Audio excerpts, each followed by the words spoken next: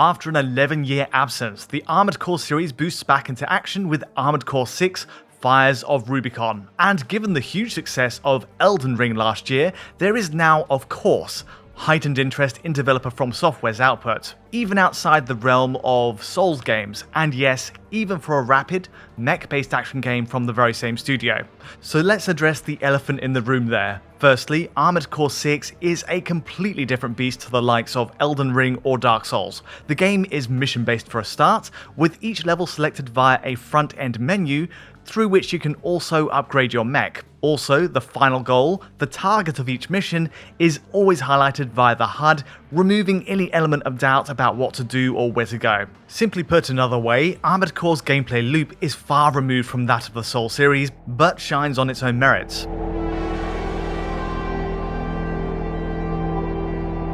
Which brings us to point 2. Despite all of the above, Armored Core 6 does still share its technical DNA with Elden Ring in that it uses the same engine. Based on tweets from modder Lance McDonald, it's the very same From Software technology, though put to work on a wildly different concept. The seamless, traversable world of Elden Ring, its knights and magic, are replaced in this case by bleak, futuristic areas, often segmented by the mission. We get giant, warring mechs, thundering across its world at breakneck speed. We get explosive battles, scaling from tanks in the city to a colossal, weaponized mining ship.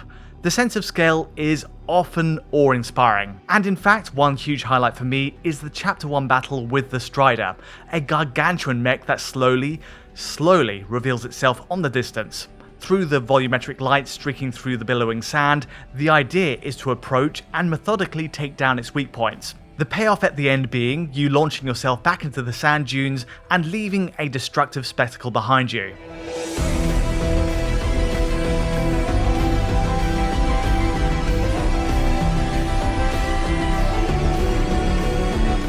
So preamble over, today the focus is quite simply finding the best way to play Armored Core 6 Fires of Rubicon on console, particularly looking at current gen PS5, Xbox Series X and S. How do its visuals compare between all three, and could we be seeing the same resolution setup, perhaps as Elden Ring, given the shared engine technology? Likewise, what's the difference between its three graphics modes on console, with ray tracing also on show here? And finally, what of the frame rate situation on each machine? 60 FPS is the ideal, but it's rarely the case we get it on console with From Software titles. So a bit of a spoiler, it's certainly not perfect on PS5, Series X or S as it stands. As an alternative then, here's another twist. Could the smoothest lock at 60 FPS on console actually be achieved by running the PlayStation 4 version on a PS5? Let's find out.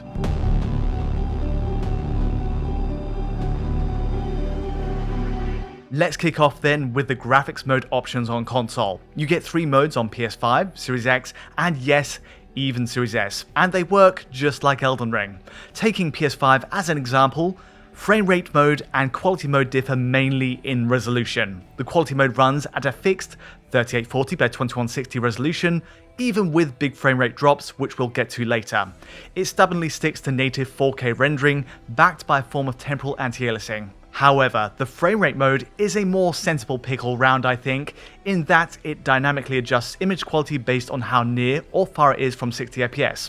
So, at maximum, it targets 4K while looking at the sky or the ground, and then its lower bounds come in at 2688 by 1512. It's the exact same as Elden Ring, in other words, 1512p to 4K with numbers in between like 1620p. And much like Elden Ring, again, if the frame rate is still going below 60 FPS, with the resolution bottoming out at 1512p, it simply means we see the frame rate go below 60.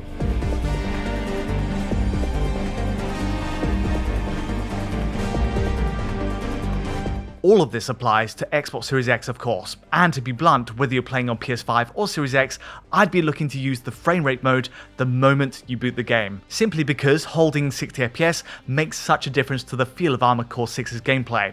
Sticking to the mode comparisons on PS5, there is one other compromise in using the frame rate mode though. Firstly, you'll notice environmental shadows take a hit in quality compared to quality mode. This is probably the most significant drawback.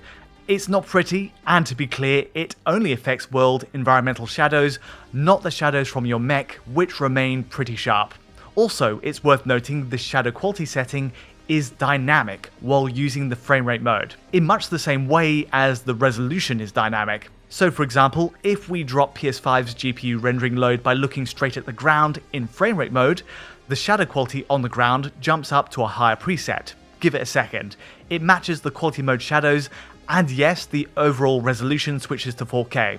Inevitably though, looking back up to see the environment in all its complexity, the GPU rendering load spikes sharply, the frame rate tumbles as a result below 60fps, and to restore PS5 and Series X to a 60fps line, From Software's engine drops the res to 1512p, while the shadows also drop back to that pixelated lower setting.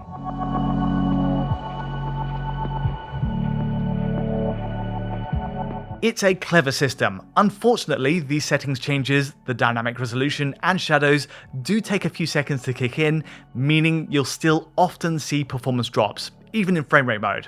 Either way, it's the best mode we have on PS5 and Series X, and it's worth the trade-off to get closer to 60fps. Otherwise, geometry and foliage draw, texture resolution, and the shadows from the mechs themselves are all a match between the two modes. The only other discrepancy is in screen space reflection quality, SSR, which appears marginally higher resolution on quality mode. Also, one final point, Armored Core 6's cutscenes run at the same resolution and the same visual settings regardless of the chosen mode. Or, in other words, in-engine cutscenes switch to quality mode regardless of how it's set in the menus, meaning they run at 4K. With all of this in mind, there is one final mode to try here, the ray tracing mode. We get this option on PS5, Series X, and yes, even Series S. It also only engages with the quality mode selected, and the disappointment is, it only affects the garage area, a small hangar where your mech is stored essentially in the background. Now this is quite unlike Elden Ring, where ray-traced ambient occlusion and ray-traced shadows actually engaged in gameplay itself. The application of ray tracing here is just rather limited. Even in comparison, the before and after result is subtle. Switching between ray tracing on and off, the mech's metal chassis benefits from ray-traced ambient occlusion, enhancing the shading in every corner. There's potentially ray-traced shadows too, in line with Elden Ring, though this is much harder to catch. In summary then, the use of ray tracing here isn't a radical one, though From Software does at least include a pretty nice photo mode to capture the details of your mech with it enabled.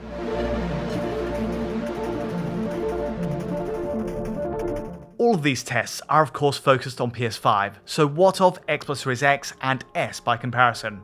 Taking all three consoles in the best case, using their quality modes, the turnout for Series X is much the same as PS5. Quality mode fixes the resolution at 4K, and every other detail is a match. Shadows, textures, you name it. And likewise, Series X's frame rate mode defers to the same dynamic 1512p to 4K setup with dynamic shadows to boot. More interesting though, I think, is the Series S situation. In quality mode on Series S, the resolution is a fixed 1440p, so par for course there, and if we swap to its frame rate mode, we see this become a dynamic 1440p instead, scaling down to 1792 by 1008 at lowest. Expectedly, shadows use the same dynamic system in frame rate mode as PS5 and Series X, though if we now return focus to the quality mode comparisons, it's worth noting Series S still runs at lower visual settings generally. The environmental shadows, for example, are lower quality than PS5 and Series X. You'll also see texture quality is dropped on Series S, note the rocks up ahead there, and meanwhile, draw distances for shadows and geometry are dialed back, resulting in slightly more pop-in for shadows. In general, I will say Series S does hold up pretty well visually, but it does make concessions to preserve its frame rate.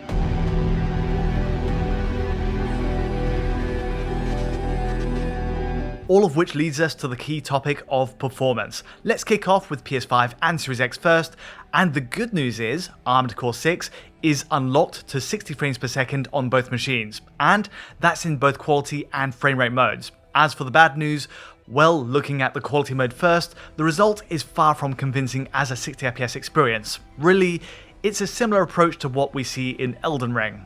Yes, potentially, there's scope for PS5 or Series X to hit that top 60fps line, maybe by looking at the sky, but in practice, the fixed 4K resolution on each console, the high-grade shadows, drag the frame rate into the 30 to 45fps region during any real action. The game runs at its best around the opening hangar area, closer to the 40fps line, but mission by mission, this is the range to expect. The net result is even a VRR supporting display will struggle to hide the judder from sub 40 drops. And worse still, the game is also prone to drops into the high 20s. Now, I've barely scratched the surface of Armored Core 6's huge campaign, but the climax of the Strider battle, for example, even has this quality mode dipping to 28fps here.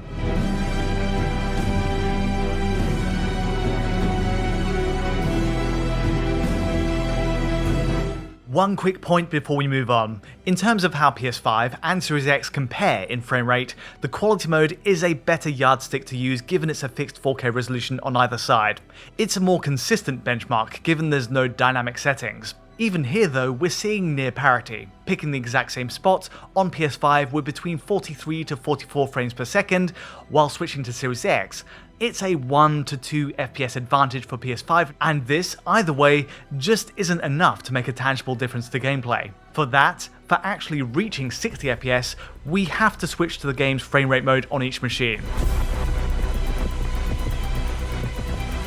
Let it be said, the frame rate mode is not perfect. It has issues holding 60 FPS on every mission, but I will say, it gets there more frequently than Elden Ring's own frame rate mode. On PS5 and Series X, we get long chunks of gameplay, especially across Chapter 1, resting right at that top 60fps line.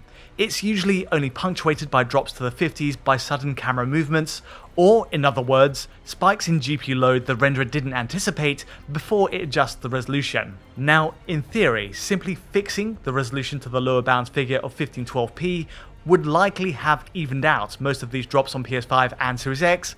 I mean, yes, it's nice to briefly run at higher resolutions, 4K, where it's afforded by their GPU power, but consistency at 60fps would have been worth so much more. In the end, what we're left with is a variable 50 to 60fps readout on PS5 and Series X.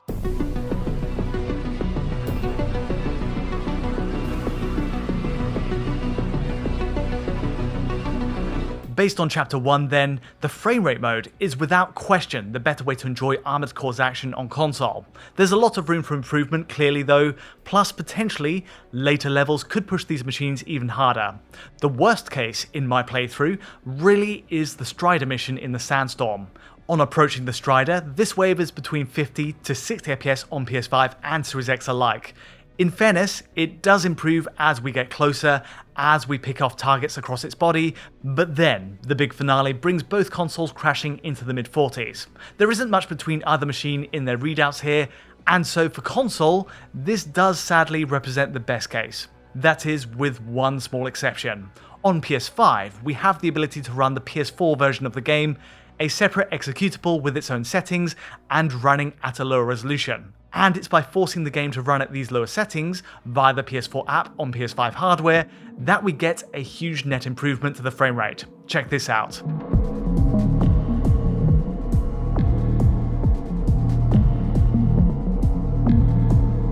Across the first few missions, this gets us the tightest lock at 60 on PS5. Technically, this is the PS4 Pro code path in play here, but it genuinely gets us to 60fps with barely a dip before most missions end. There is a catch though, obviously, in that it's running at a lower resolution and settings than the PS5 app. Being the PS4 Pro settings in fact, the game's targeting 1800p via checkerboard rendering. So in practice, it's a 1600 by 1800 resolution frame essentially, reconstructed to create a 3200 by 1800 result. There are the expected checkerboard artifacts too, a kind of stippling effect on geometry edges, but I will say, From Software's anti-aliasing technique usually does a good job of hiding them, and in comparison with PS5, running in its frame rate mode, the PS4 Pro app holds up surprisingly well. Expect sub-pixel elements like trees or the detail-rich metal scaffolds here to break up. But beyond that, in action the detail holds up pretty well.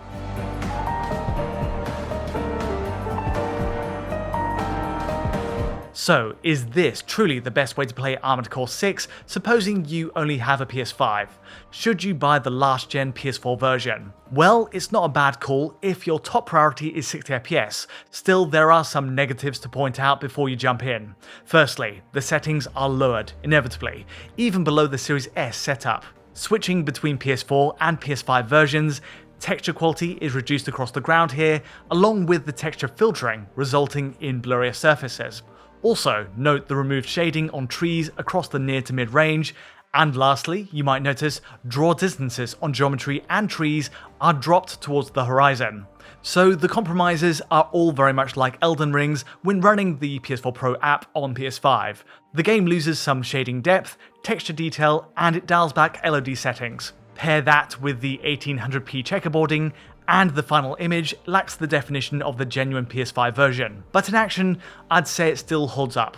In fact, surprisingly, the shadow quality on the floor is a match for PS5 settings in its framerate mode, and even SSR is retained.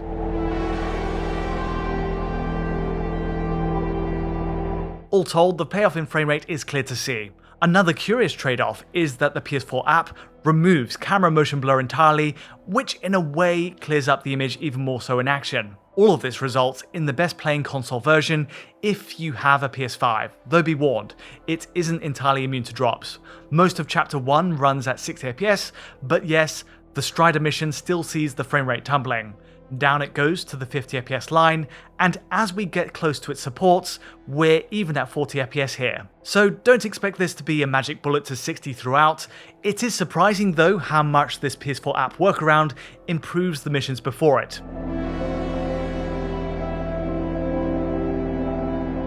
Okay, before I wrap up, let's talk Series S. In summary, Series S often runs at between 45 to 60fps in its framerate mode, and usually it veers towards the upper end. Still, the typical readout is lower than PS5 and Series X on average in their equivalent modes, and Series S pushes a less stable 60fps experience as a result.